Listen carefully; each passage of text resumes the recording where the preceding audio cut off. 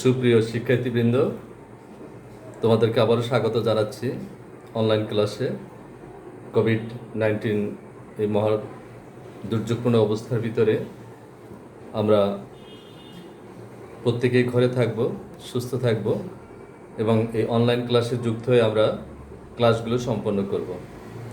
সুপ্রিয় শিক্ষার্থীবৃন্দ, নবম এবং দশম শ্রেণীর আমরা আজকের অনলাইন ক্লাসে ফিন্যান্স ও ব্যাংকিং আমাদের বইয়ের অনলাইন ক্লাস নেব। ফিন্যান্স ব্যাংকিংয়ের তৃতীয় অধ্যায় অর্থের সময় মূল্য। আজকের এই চ্যাপ্টারটা থেকে আমরা অনলাইন ক্লাস নেব। অনলাইন ক্লাসে সবাইকে আবারও স্বাগত জানাচ্ছি। আমি মোহাম্মদ ইমাদুল হক, সহকারী শিক্ষক, পিরোজপুর সরকারি বালিকা উচ্চ বিদ্যালয়। তোমরা আমার সাথে যুক্ত হও এবং আজকের এই ক্লাসটি প্রত্যেকেই গুরুত্ব সহকারে দেখবে এবং বেশি বেশি অধ্যয়ন করবে। অর্থের সময় মূল্য ধারণা। এই অর্থের সময় মূল্যটা কি? অর্থের সময় মূল্য হচ্ছে সময়ের পরিবর্তনের সাথে সাথে অর্থের মূল্যের পরিবর্তন হয়। এই ধারণাকেই অর্থের সময় মূল্য ধারণা বলা হয়ে থাকে। অর্থের সময় মূল্য ধারণার ফিনান্সের দৃষ্টিতে সময়ের সাথে সাথে অর্থের মূল্য পরিবর্তিত হচ্ছে। আমরা একটি চার্টের মাধ্যমে সেটি দেখব। তোমরা বোর্ডের দিকে খেয়াল করো। দেখো, অর্থের সময় মূল্যের ধারণা। এখানে আমরা একটি বৃত্তের ভিতরে দেখতে পাচ্ছি যে সময়ের সাথে সাথে অর্থের মূল্যের পরিবর্তন হয়। প্রথম হলো সময়, তারপরে সুদের হার আর মূল্যস্ফীতি। আমাদের সময়ের অর্থের সময় মূল্য ধারণার মূল কারণ হচ্ছে সুদের হার, কারণ সুদের হার পরিবর্তিত হচ্ছে। এই অর্থের সময় মূল্য অনুযায়ী সময় মূল্য বহন করে থাকে। এই অর্থের সময় মূল্যের সাথে আমরা আরেকটি চার্ট দেখব। বোর্ডে আমাদের সেই চার্টটি উপস্থাপন করা হয়েছে। অর্থের সময় মূল্যের গুরুত্ব। অর্থের সময় মূল্যের গুরুত্বটি কি লক্ষ্য করো। প্রথমেই আছে সুযোগ ব্যয়, তারপরে প্রকল্প মূল্যায়ন, এরপরে ঋণ প্রকল্প সিদ্ধান্ত। ঋণ প্রকল্প সিদ্ধান্ত। আমাদের এখন সুযোগ ব্যয়। সুযোগ ব্যয়টা কি আসলে? সুযোগ ব্যয় হচ্ছে কোনো একটি প্রকল্পে অর্থ বিনিয়োগ করলে অন্য কোনো প্রকল্পে অর্থ বিনিয়োগের সুযোগকে ত্যাগ করতে হয়।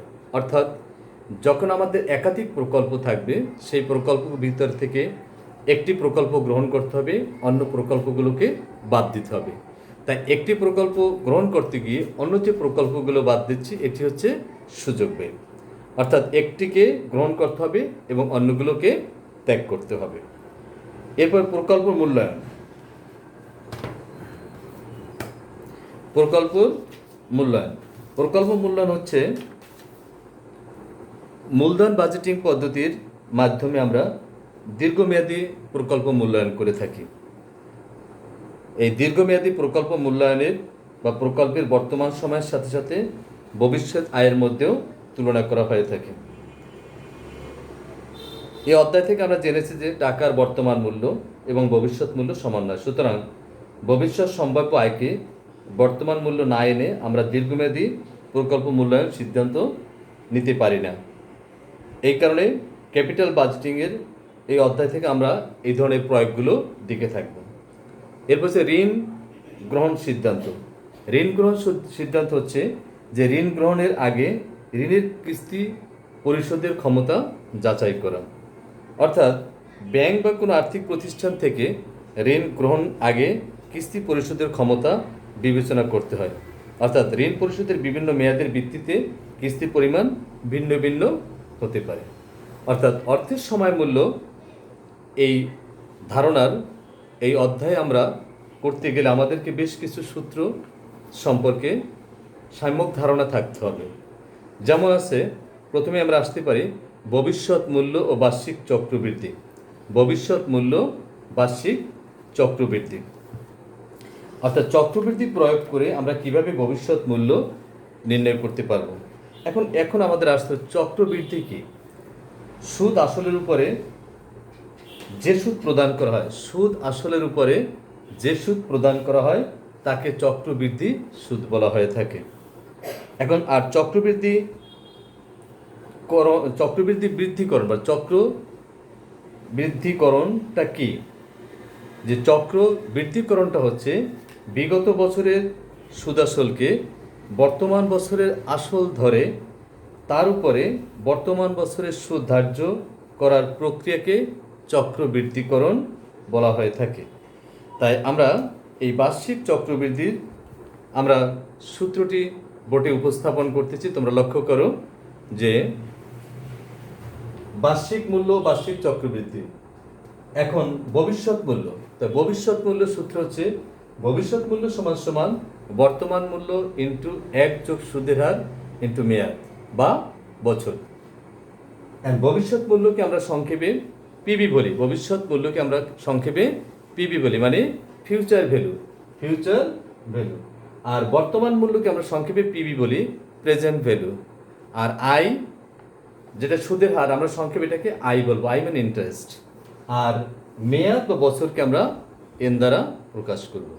তাহলে পিবি সমান সমান আমরা বলতে পারি পিবি সমান এফবি সমান সমান পিবি ইন্টু 1 যোগ আই ইন্টু এন। আর আমরা যদি এটা এভাবে বলি যে ভবিষ্যৎ মূল্য সমান সমান বর্তমান মূল্য ইন্টু 1 যোগ সুদের হার ইন্টু মেয়াদ, বা এফবি ফিউচার ভ্যালু সমান সমান প্রেজেন্ট ভ্যালু পিবি ইন্টু 1 যোগ আই ইন্টু এন।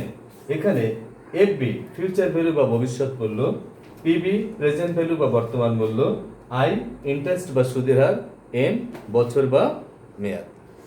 আমরা এখানে একটি আমরা অঙ্ক বোর্ডে করতে পারি, তাহলে আমাদের বিষয়টা আরও ক্লিয়ার হয়ে যাবে যে আমরা কিভাবে ভবিষ্যৎ মূল্য বের করতে পারি। যে বর্তমানে 100 টাকার 2 বছর পরে ভবিষ্যৎ মূল্য, বর্তমানে 100 টাকার 2 বছর পরে ভবিষ্যৎ মূল্য।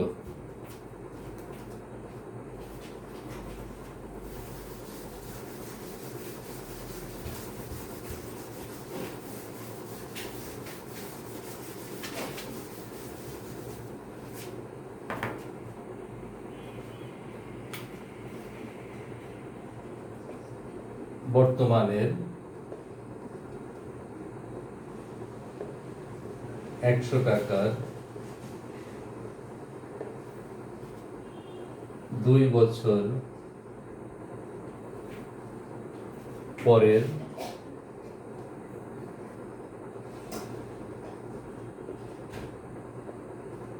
ভবিষ্যৎ মূল্য। তাহলে এখানে আমরা লিখতে পারি এফবি সমান সমান পিবি ইন্টু 1 যোগ আই ইন্টু এন। এখানে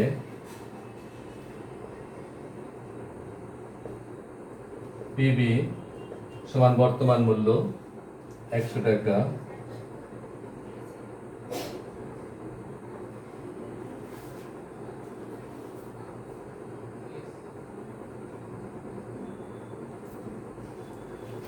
বর্তমানে 100 টাকা 2 বছর পরে আমরা এখানে আরেকটু দিতে পারি 10% হারে,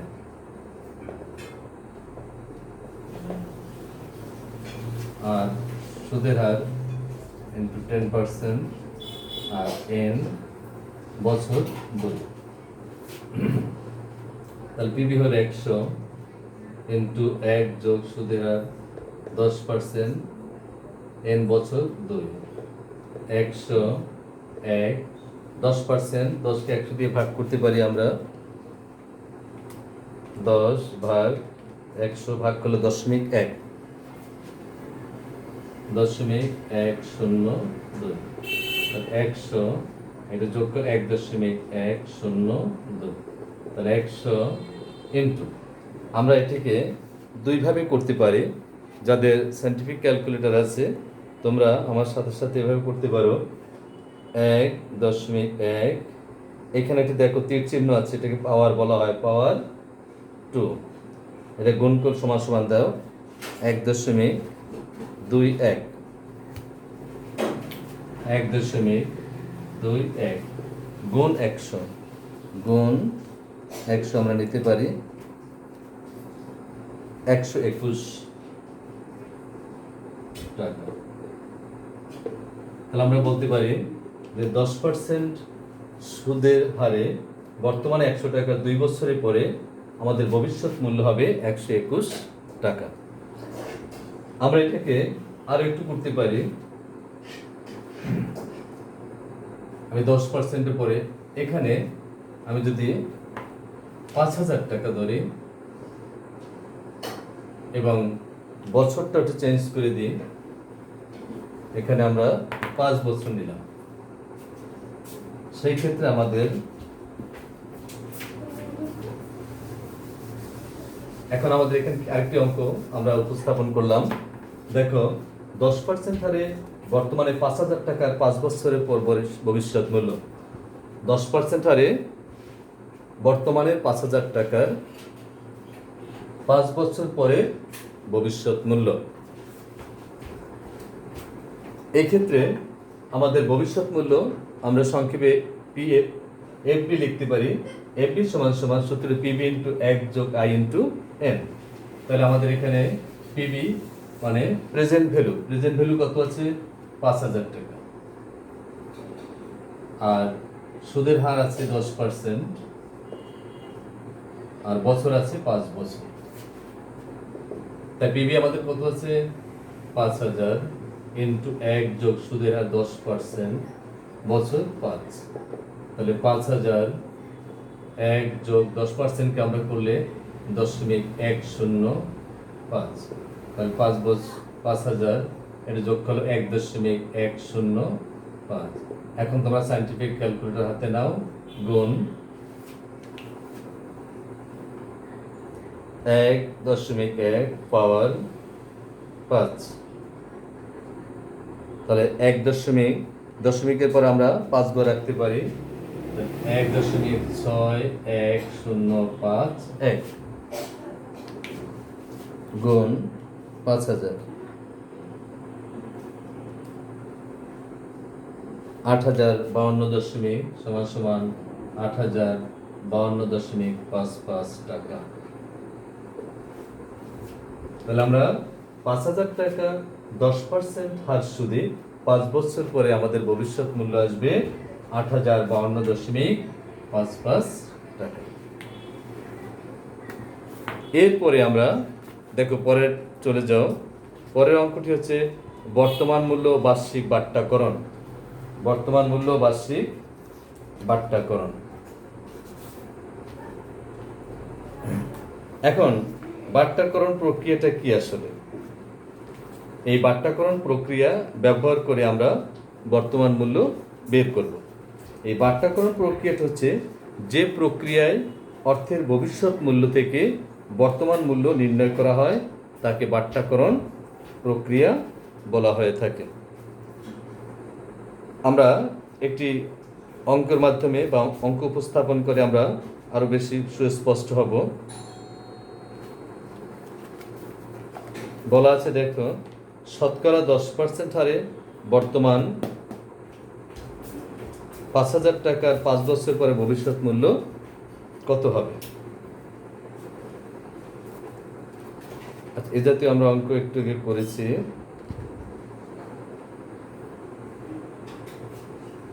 আর এই বর্তমান মূল্য এবং বার্ষিক বাট্টাকরণ এই প্রক্রিয়াটি করতে গেলে আমাদেরকে বর্তমান মূল্যের সূত্রটি সম্পর্কে স্পষ্ট ধারণা থাকতে হবে।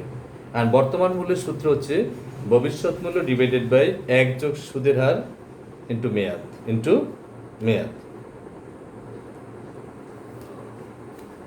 আমরা সূত্রটি দেখি একটু।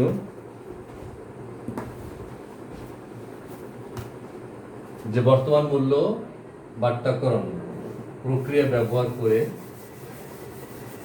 আমাদের বর্তমান মূল্য নির্ণয় করতে হবে। তা বর্তমান মূল্যের সূত্র হচ্ছে বর্তমান মূল্য ব্র্যাকেটে আমরা পিবি লিখতে পারি সমান সমান ভবিষ্যৎ মূল্য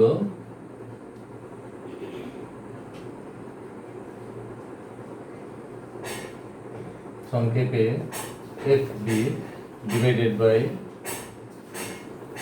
1 যোগ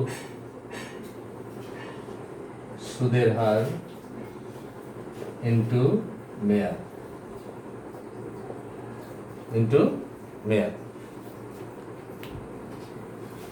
যে এখন আমরা লিখতে পারি যে 5% সুদে বা 5% সুদের হারে 1000 টাকার 1 বছরের বা 1000 টাকার বর্তমান মূল্য কত?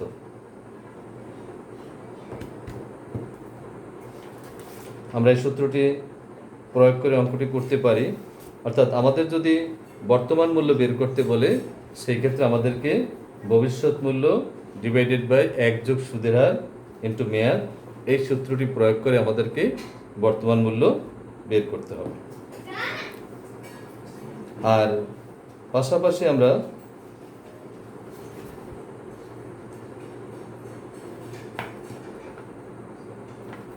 তাহলে আমরা লিখতে পারি একটা যে সুদের হার 10% হলে 5 বছর পরের সুদের হার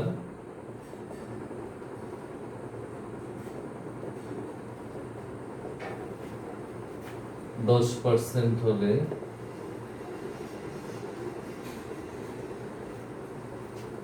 5 বছর পরের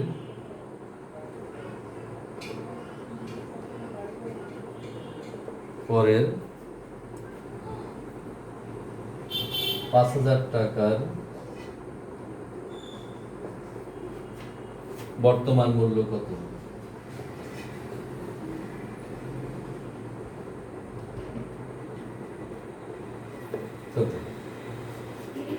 বর্তমান মূল্য পিবি সমান সমান এফবি ডিভাইডেড বাই 1 যোগ আই ইন্টু এন।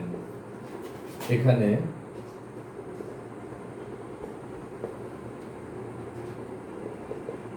এফবি সমান সমান 5000, আই সমান সমান সুদের হার 10% বা 0.10 আর এন বছর 5।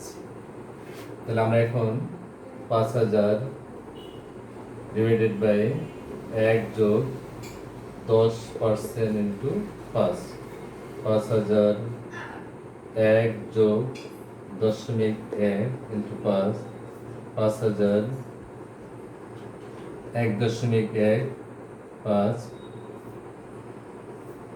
সমান সমান 5000। এখন এটা আমরা মানটা বের করে নিতে পারি 1.1 পাওয়ার 5, 1.6105 ভাগ করতে পারি আমরা 5000 ভাগ 1.6105, 3104 3104.61 টাকা। 3104.61 টাকা যদি আমি 5 বছর 10% সুদে খাটাই তাহলে 5 বছর পরে আমার 5000 টাকা আমি পাবো।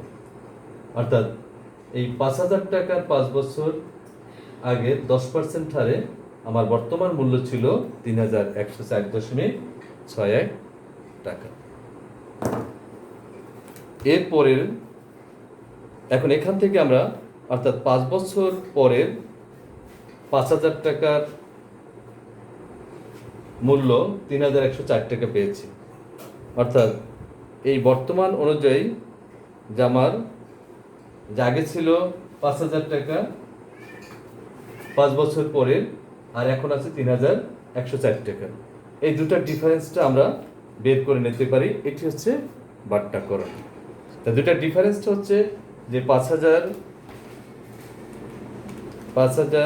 বিয়োগ বিয়োগ 3104.61, অর্থাৎ 1895 টাকাই হবে বাট্টাকরণ। এইভাবে আমরা বাট্টাকরণ প্রক্রিয়াটিও বের করে নিতে পারি। এরপরে আমাদের আছে বছরে একাধিকবার চক্রবৃদ্ধির করণের মাধ্যমে ভবিষ্যৎ মূল্য নির্ণয়। তা নিয়ে এই চ্যাপ্টারটির পরের যে আমাদের ক্লাসটি, সে অনলাইন ক্লাসে পরবর্তী ক্লাসে আমরা এই বছরে একাধিকবার চক্রবৃদ্ধিকরণের ভবিষ্যৎ মূল্য এই অঙ্কগুলো আমরা করব। তোমরা অবশ্যই আমার সাথে যুক্ত থাকবে এবং এই যে আজকে যতটুকু করানো হলো সেগুলোর সূত্রগুলো মুখস্থ করবা এবং অঙ্কগুলো বাসায় একটু বেশি বেশি অধ্যয়ন করবা।